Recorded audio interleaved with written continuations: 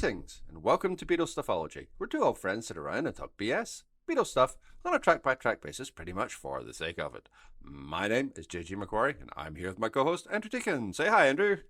Hello, how are you? I am doing well, thank you. I have had the flu, but I am better now, and pleased to be so. How are you? I feel fine. Which is always good to know. The sun is shining, the sky is blue, it's beautiful, and so are you. Because, dear listener, it's Valentine's Day on the day of recording, so there's a little bonus for you there to make you all feel warm 2 months further on. I don't know if we're on a 2 month delay in terms of releasing episodes at the moment, probably not, but there you go. When this hits you in March or April, you can think back to what you did on Valentine's Day, which was probably nothing. Yes, that probably is true. But then, since it's Valentine's Day, it means everybody, I'm sure, around the world is full of love and happiness. And we are dealing this very episode with a sort of vaguely...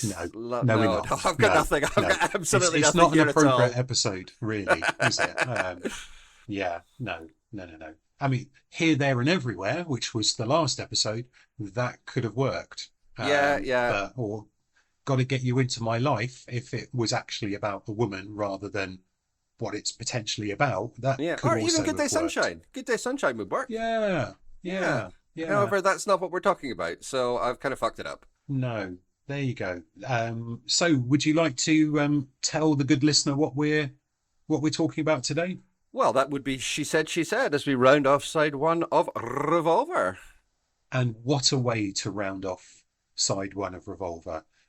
Should we just skip to the end? 9 out of 10. What do you give it? Should we go? Thank you very much for listening to this episode. yeah, that pretty much covers everything we need to touch on. I mean, it's not really going to come as a great surprise to anybody to discover how much we like this song, is it? I mean, it's just... And sorry, this might be a sweary episode, but oh well, there we go. Content warning, I guess. It's just fucking great. This is such an amazing song. I mentioned this just before we started recording, but it's one of those songs that I know I love, but actually hadn't listened to for quite some time. And coming back to it just blew my socks off. Just like the minute that guitar riff kicks in, it's just such an addictive little song. I absolutely adore She Said. This is, I would say, if I'm going to listen to Revolver, which I do, with some regularity at least, this is one of those songs that just doesn't get skipped over. In the same way that, as you'll know from the episode on the Yellow Submarine, sometimes it's like, okay. And even sometimes, dare I say it, Eleanor Rigby. Sometimes I'm just not in the mood for it. I'm never not in the mood for She Said. And I think that is just a testament to just how powerful it is. I mean, let's face it, as my notes say, it's just a really good song. 9 out of 10. What do you score it? Thank you very much for listening. Well, it is a really good song, and it's always one of those things. It's difficult to kind of find a jumping off point when you love a song so much, because it's one of those things where you go, well, I love it, and then you go, okay, well, why? You go, well, because it's great. Okay, nice, yeah, 9 out of 10, great, and we just quietly move on with our lives. I'll give the one that I think is really, really important. Now, I know we get the guitar riff opening up, but actually, I would say, it starts with an earthquake, and that's Ringo's drumming. Once that kicks in, I think you're in safe hands here. And I cannot possibly describe what Ringo is doing on this song. It's like nothing I've heard before, really, in terms of drumming. It's almost at times as though he's drumming to a completely different song, and yet it still works. It is just absolutely phenomenal. But that riot of noise at the start just says, this is it. You're fine. You're going to have something here that is just going to be over and above what you were expecting.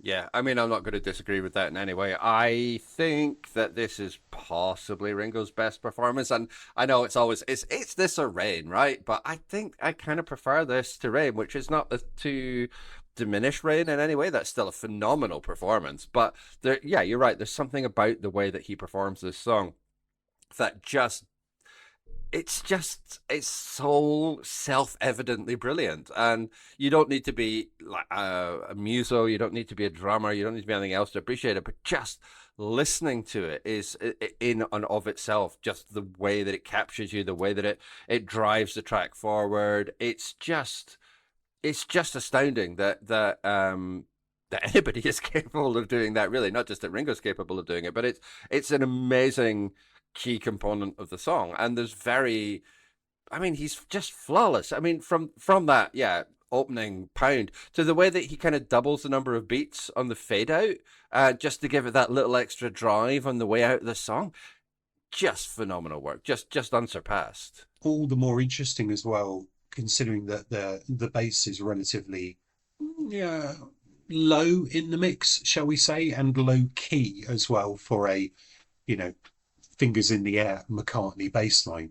So, you certainly get the feeling that he's, if ever there was a time when someone would say that percussion is used as a melodic instrument, I'd say this works. You can almost feel as though he is playing. It's going to sound really, really weird.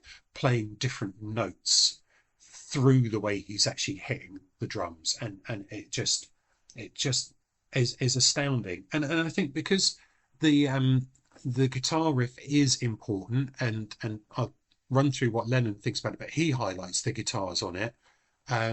The fact that that is so good, and yet here we are saying, yeah, but the drums are better, is really, really important, and certainly one in the eye for all of those people that think that Ringo don't know what he's doing.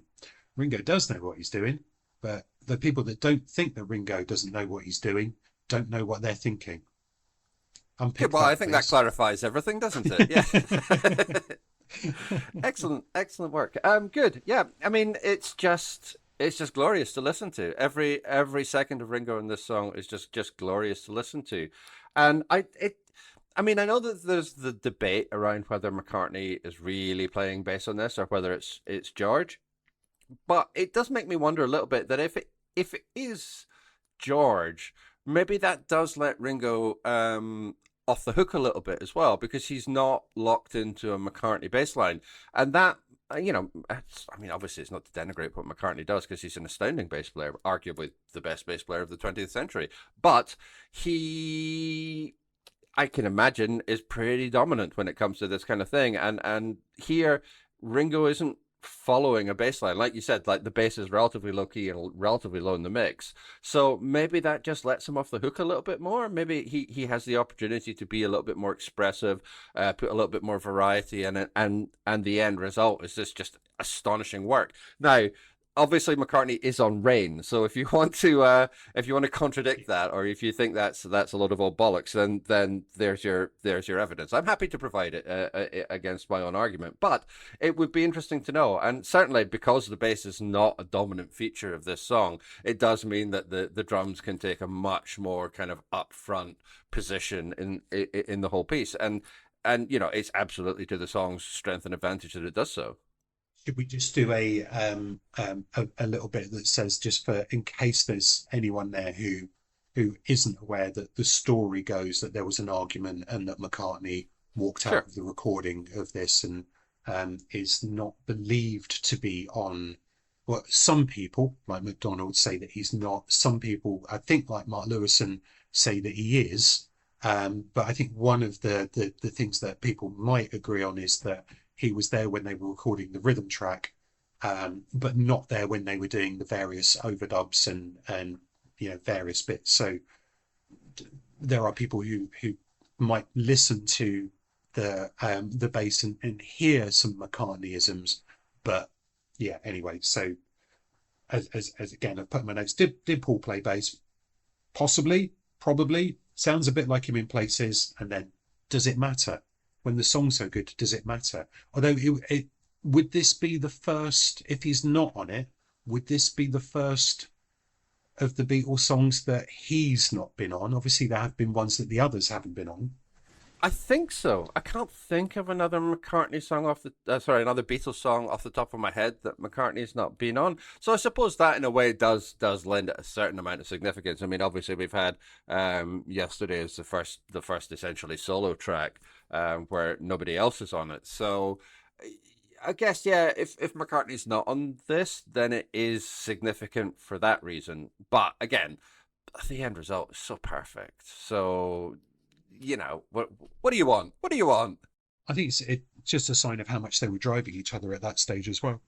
That you can have that situation, and it does, yeah, it just kind of makes you wonder, sort of thinking on a few years that they were just such a creative force. If only some people had managed to bash their heads together and say, right, you go off and record solo albums and then come back and we'll do another album and then you can go off and then come back. But then, of course, you risk the possibility of them growing old and fat together and becoming, I don't know, Simply Red or Coldplay.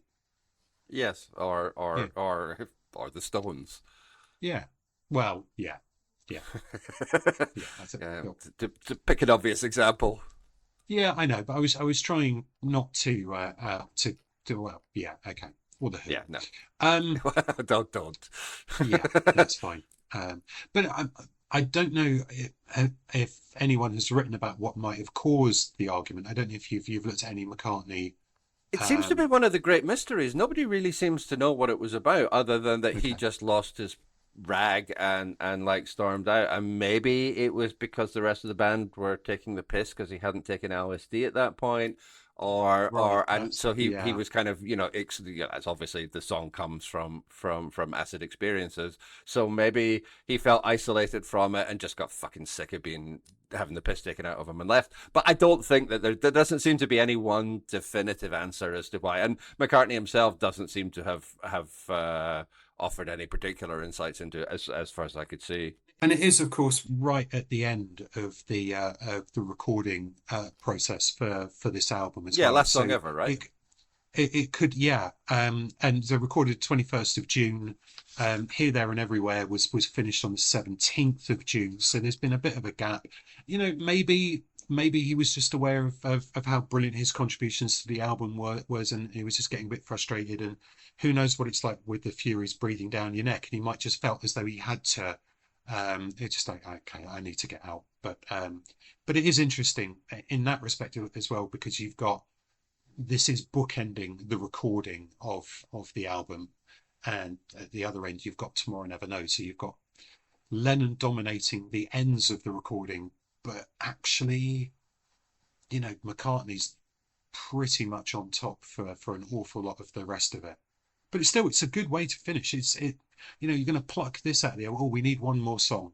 John goes, I've got an idea. Here we go. Yeah. You mentioned the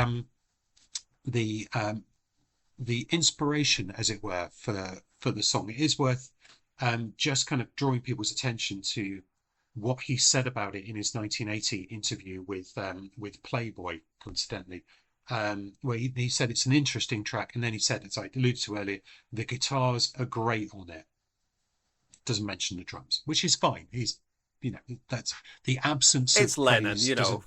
Yeah, it doesn't mean that he didn't like them. It's just that compared to some of the things he says about some of these songs, he says, "And your bird can sing another one of my throwaways." It's a bit better than that, John. But so anyway, he was asked about a lot of songs, Yeah, but it's exactly. interesting.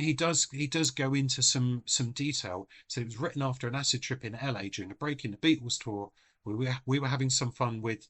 I think I like to think there's a bit of play on words here. We were having fun with the birds with a Y and a lot of girls. Pause. Some from Playboy, I believe. Indeed. Peter Fonda, who, yeah, actually, he does go on to say he wasn't well known at the time, although he was known in relation to Jane Fonda, but he wasn't known. Um, so he came in when we were on acid, and he kept coming up to me and sitting next to me and whispering, "I know what it's like to be dead." He was describing an acid trip he'd been on. We didn't want to hear about that. We were on an acid trip, and the sun was shining, and the girls were dancing, and the whole thing was beautiful. And 60s, love that expression. And this guy, who I didn't really know, he hadn't made Easy Rider or anything, kept coming up wearing shades saying, I know what it's like to be dead. And we kept leaving him because it was so boring.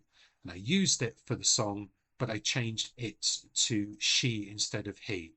It was scary, a guy when you're flying high and I know what it's like to be dead. I remembered the incident. Oh, don't tell me about it. I don't know what it's like to be dead. And of course, we could get into the irony slash coincidence that in 24 hours' time. Actually, I mean, in fairness, the interview was done over several days, but a few days' time, he did. But let's not get into that for at No. least another 95,000 episodes once we've done the entire Beatles solo careers. Good. God, I, please, I, God, no, I no. for one, am greatly looking forward to talking about walls and bridges. But it's good that we've got that different inspiration going on. We've got the whatever inspired McCartney to write Eleanor Rigby, whether it was just something he came up with or whether it was subconscious, um, you know, um, taking in of information from visits to the local churchyard in Liverpool, whatever it was, whether you've got some of the inspiration for Harrison's songs here as well, whether it's sort of the Eastern angle, whether it's the political angle, we are doing different stuff here. And if that was the starting point, brilliant. I don't get the feeling that the song is not about Peter Fonda, but it's just a really good starting point for a 2.5 minute pop song, rock song that really works, and it doesn't really matter what it's about. And I think that line about she said, I know what it's like to be dead, is then not really entering into some great philosophical conversation. It's just, oh look, here's a quirky thing that someone said. Oh, and when I was a boy, and you kind of go from there. It's joining up, I think, disparate ideas rather than one kind of collective. But I don't think it matters.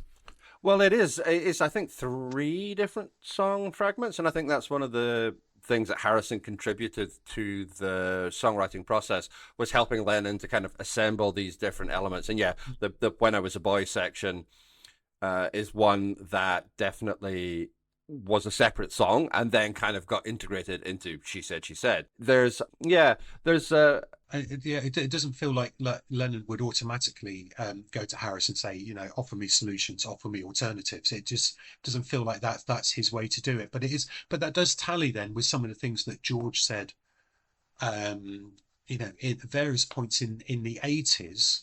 Because obviously there was that whole thing about how Lennon was apparently upset that George barely mentioned him in his autobiography, and that Harrison was apparently jealous and idolize him, and Harrison's point was, well, just because I don't talk about it all the times that I helped him doesn't mean that it didn't happen. So I didn't realize, or I'd forgotten, we'll say didn't realize, that this was one of those songs. Yeah, this is one of those songs, and I mean, there's a sort of, I hesitate to use the word consensus, but there is at least a feeling around that in many ways this is a Lennon Harrison song, given the volume of input that George had in it, to say nothing of whether he's actually on bass or not. But he had a big impact in the way that this song was shaped. There is a taped demo. I think it's in the Revolver, whatever it is, like the ultimate super duper fabulous wonderful amazing box set.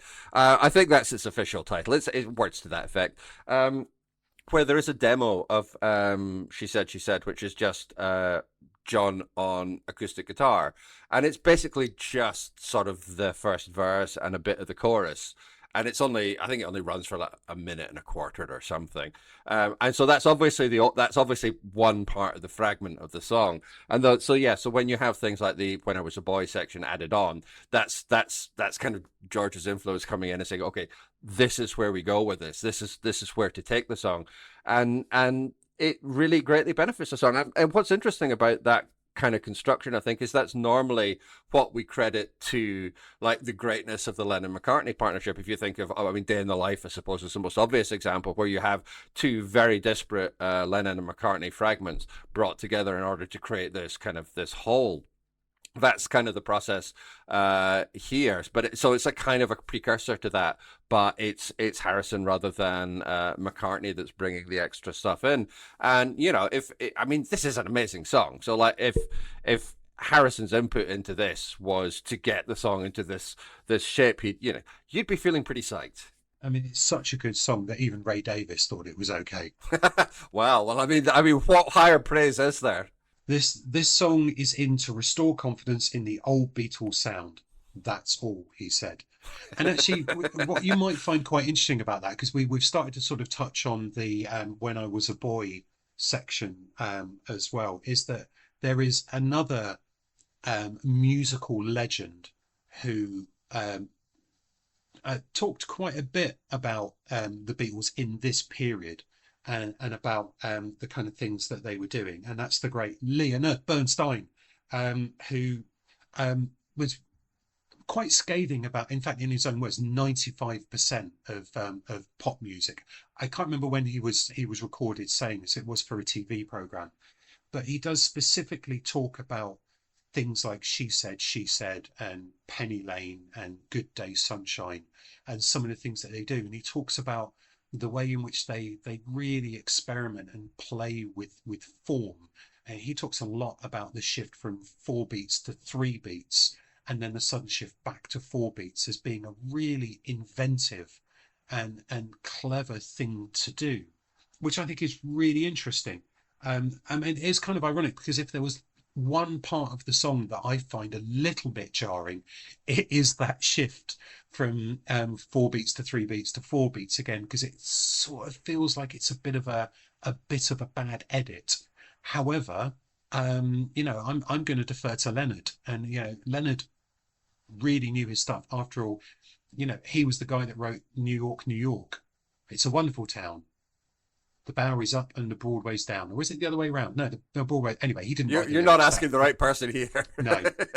You not seen On the Town? Oh God, no. Man alive! Frank Sinatra, Gene Kelly, I and the third guy, and the third one that no one can ever remember. Anyway, and of course West Side Story. But and I'm sure some other stuff too. But those are the bits that really matter. But I think it's really interesting to hear someone with such a strong grounding in classical music here talking about it in a very unpretentious way. So we're not talking about the Aeolian blah blah blah. We're talking about, hey, look, listen to the way in which they stretch across octaves in terms of their singing. I know I should probably have said octaves, but who cares? The way in which they're stretching the vocal range, which is so different from an awful lot of other pop music at the time. Now, some pop music fans are not happy. I was reading one page that had his comments on, although you can find them on YouTube. It's worth listening to, because he just kind of plays bits over and over again and then talks about them. It's so fascinating.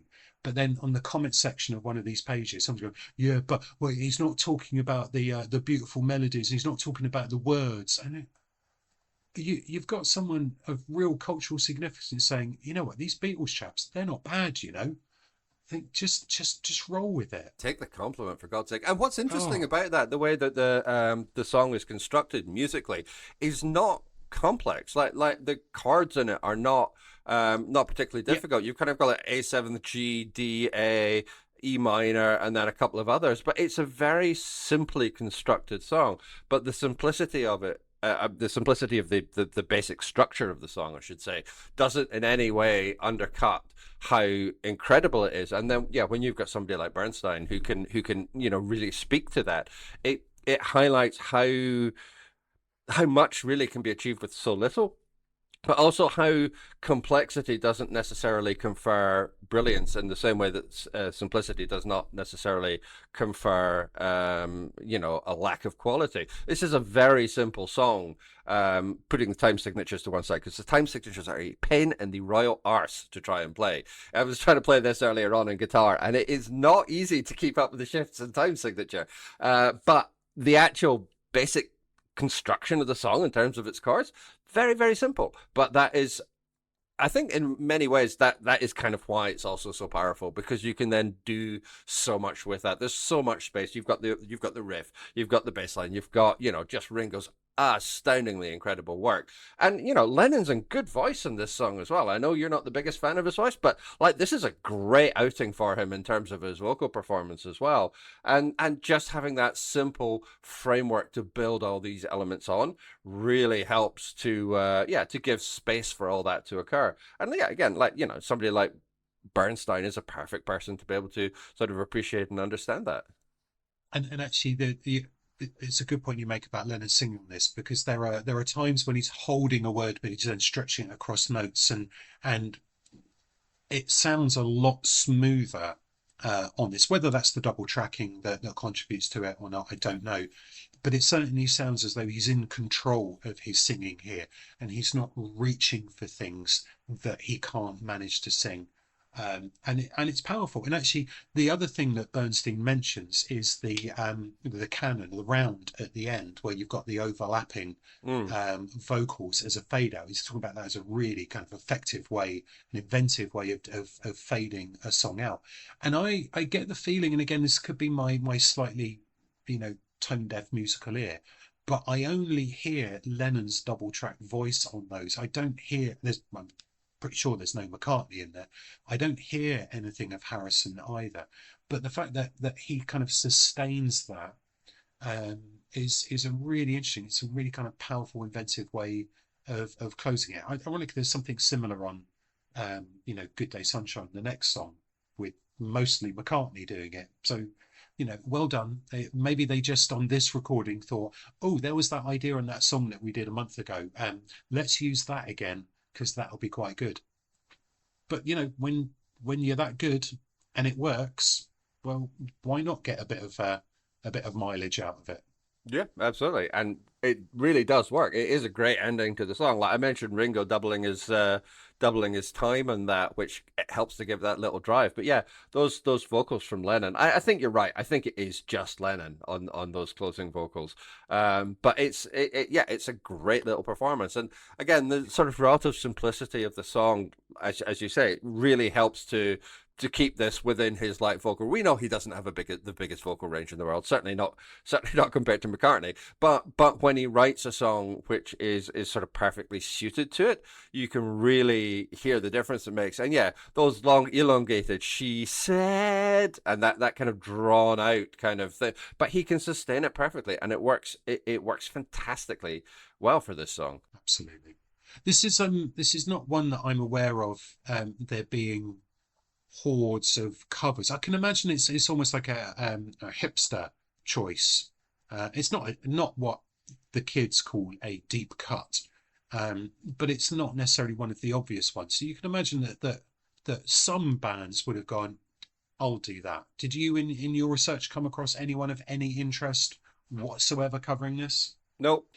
Okay, no, all right. All right. To slightly expand on that, I mean, it wasn't for lack of trying. It's funny. I kind of agree. Like, firstly, I don't think there's such a thing as a Beatles deep cut anymore.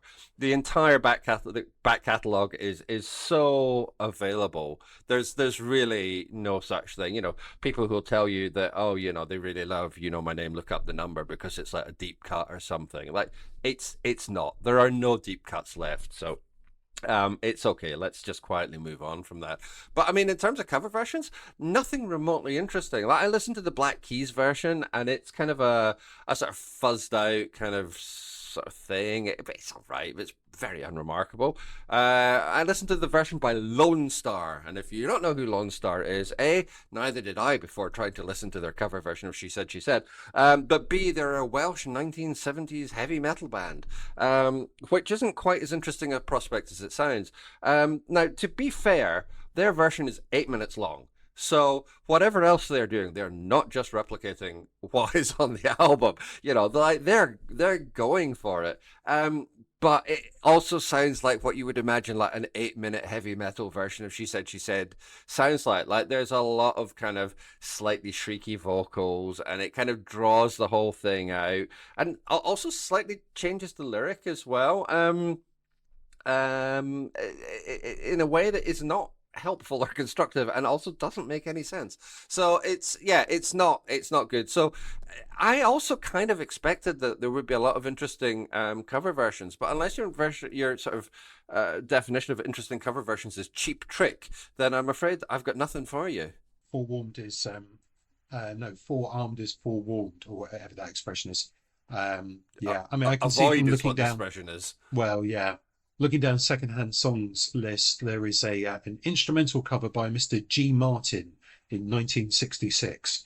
Um, yeah, no, there's nothing in there that's gonna make me sit up and beg to be played. Yeah, yeah, okay, well, that's fair enough. I mean, I did mean to listen to the yeah, an analogs uh, live recording of this, because I wanted to hear how they handled, or how comfortable they were handling that shift in time signature. But I suspect that they've got so many people that they can bring in and play as instrumentalists, that it's then a case of, right, so you know, guitar one, you play this bit, guitar two, you pick up the time signature. Until then, you know, guitar one can come in and pick it up, because it is such an awkward transition. So yeah, I probably wouldn't have learned that much from that, but it is a shame. It's a shame. I think more bands should go and have a go at this sort of thing, because you could probably take out some of the Beatlesy elements, and there is enough opportunity in there for you to make it something of your own. But maybe they have, and we've just not listened to um, Chris Jackson, or the voices featuring Lily, or the Minchmans and Mo Trooper and Smallable Ensemble. And maybe they've done wonderful things, and we're just not putting in the research. Maybe it's possible. We're not really a research-based podcast, so that's fine. I'm sorry, and I apologize to any of those bands and more if you've done really interesting cover versions of the song. In fact, if our listeners know of any cover versions of this song which are worth listening to, then please let us know. It would be really interesting to hear if there was something that might be sort of out with our usual experience. So yeah, if our listeners know, tell us. This feels like it's at least two recent episodes in which we've actively attempted, albeit slightly half-heartedly, to develop some form of listener engagement. There's nothing half-hearted about my attempt to include engage in listener engagement. It's all sincere and genuine, and from the heart. Please do it. Like, if you know, and I'm talking bollocks, please write in and tell us. So 9 out of 10. Yes, I think that's probably about it. Is there anything else you want to touch on? You mentioned one thing before we started recording, which you haven't mentioned during the recording, which was that you liked how ragged this song sounds. So I just want I want to prompt you on that, because I think that's a really interesting point. Yeah, I think it's worth mentioning. I think, in fairness, I mean, we belittle the man quite often, may he rest in peace. But MacDonald does mention that Is he dead? it's a real positive of. I've got no idea. Um, um, that there's a rough feel to this. It's not. It doesn't have the smooth polish that, say, Here, There, and Everywhere might have, or indeed For No One as well. There's a real kind of, obviously not 70s and 80s McCartney shine on it, but there's a real kind of, polished feel to those songs that is just wonderful. It doesn't make them any less wonderful. But actually, that what you've got here is Lennon's wonderful kind of rough around the edges approach to things. And again, the time signature is a part of that, but also, the nasally vocals is a part of that. The slightly less than cohesive lyric is part of that as well. And I just think it's worth reminding us, ourselves, that it just shows how eclectic this album is. That you cannot possibly just say this is this genre on this album. that they are doing so much and so much that's so different and in so many different ways. And I would say that there's a roughness to this that isn't on, say, for example, And Your Bird Can Sing, which I think has many similarities with this song, but it is a much more rounded performance, and it's a much more kind of glossy pop slash rock song. So yeah, no, that's a good reminder. Good. 9 out of 10. Still 9 out of 10. I was Still including 9 out of that. 10. I was Yeah, factoring that in. Yeah, I don't really have anything to add. I agree with you, and yeah, I thought it was a point worth having in the episode because it is such a great recording. But yeah, it's not pristine, and that's precisely why it's so great. It's not pristine, and pristine is also a 9 out of 10 song for Julian Cope fans. It certainly is. This is a really weird coincidence, but I was in an Oxfam shop earlier on today on Byres Road in Glasgow, and I was flipping through the For our American listeners, we should say that's a charity shop. Yes, that is a charity shop, and I was flipping through the LPs there, and they had Peggy Suicide on vinyl, and Peggy Suicide is such an amazing album. I just absolutely and completely adore it and love it. Please tell me this story has a happy ending. Did you buy it? I already have it. I don't know. Does that qualify as a happy ending? But I already have. It's just because pristine came up, so I don't know. That's it. It's not much of an anecdote, I'll admit. But I'm doing my best here. But this, how much were they? Well, it's probably about 15, 20 quid, isn't it? But how much were they selling it for? 30. They're selling it for £30 second hand. No, so. okay, no. They can, like, yeah, you know, those starving African children can. No. I really don't want to say that. You might want to edit that bit out. Yeah. Okay. Yeah. No, I think, yeah, no. If it was a more reasonable price, I would have said get your bony backside back down there and get it for me now. However, for £30, it feels a little bit more. That's too close to what you might pay for it new. Yes, assuming you can find a new copy. It's funny because most of the other ones were like £5, £7.50, and then that was £30. So there was a clear. So they know what they've got. Yeah, they know what they've got. Peggy Suicide. Oh man, just genius what an album. Yeah, what an album. Yeah, it was actually when I started collecting vinyl, it was almost one of the first albums I got. That's quite a long time ago now. We'll just gloss over that for the time being. But yeah, I bought it secondhand on, I think, Discogs or somewhere like that online. Yeah, just a phenomenal album. It's got nothing to do with what we're talking about now, and I don't want why we've wandered down this particular pathway, but pristine. Yeah. Oh yeah, that was it. Yeah. Anyway, good. Far from. Yeah. So 9 out of 10. 9 out of 10. All right, let's draw this episode to a close before we just start reviewing Peggy Suicide. You can really get a hold of us. You can contact us by email. We are BeatlesStuffology@gmail.com, and we are BeatlesStuffology on Instagram. You can also find my blog at www.jgmcquarrie.scot, where I write about films and books and TV and video games and just whatever happens to take my fancy. Please like, rate, and review us on whatever podcatcher you're using so that more people can find the show. And if you know of any interesting covers of She Said, She Said, then we would love to hear from you. Next episode, we flip the disc and it's time for side 2. So it will be time for Good Day Sunshine. So we hope you're going to join us for it. But until then, keep listening.